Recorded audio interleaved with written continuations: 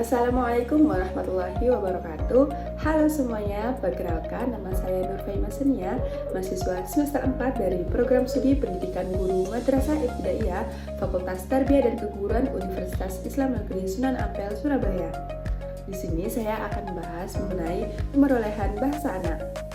Jadi teman-teman, pemerolehan bahasa anak merupakan proses alami yang dialami oleh seorang anak dalam menerima, memahami, dan menggunakan bahasa dalam berkomunikasi sehari-hari.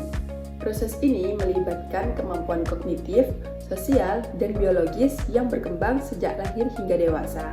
Pemerolehan bahasa anak mengacu pada proses di mana individu mengembangkan kemampuan berbahasa sejak lahir tanpa melalui pendidikan formal. Proses ini terjadi secara bertahap dan spontan yang dipengaruhi oleh interaksi dengan lingkungan sekitarnya.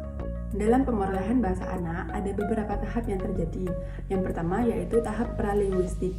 Tahap ini terjadi pada anak usia 0-12 bulan, di mana bayi itu akan mulai mengenali suara-suara di sekitarnya dan menghasilkan suara-suara seperti tertawa, menangis, mengoceh, seperti ba, ba, ba, da.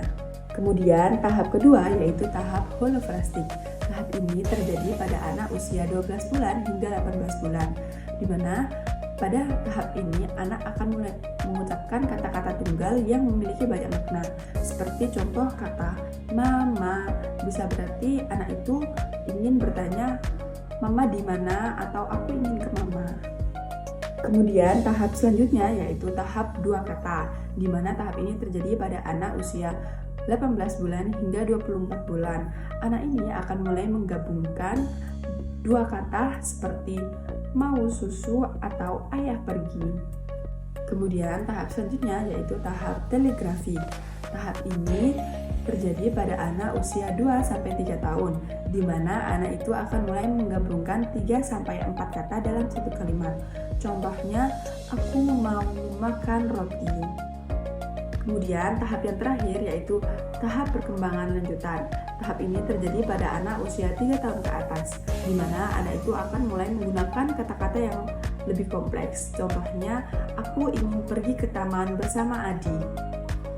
Nah, pada setiap anak itu memiliki tahapan-tahapan yang berbeda-beda.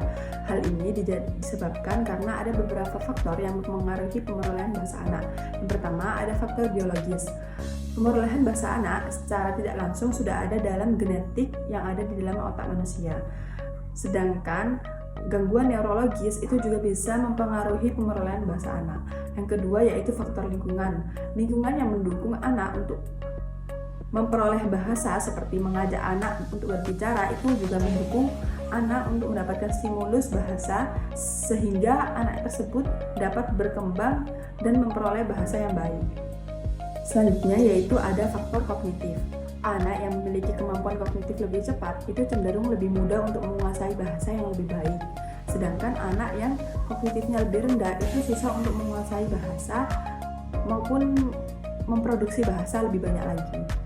Faktor selanjutnya yaitu ada faktor emosional.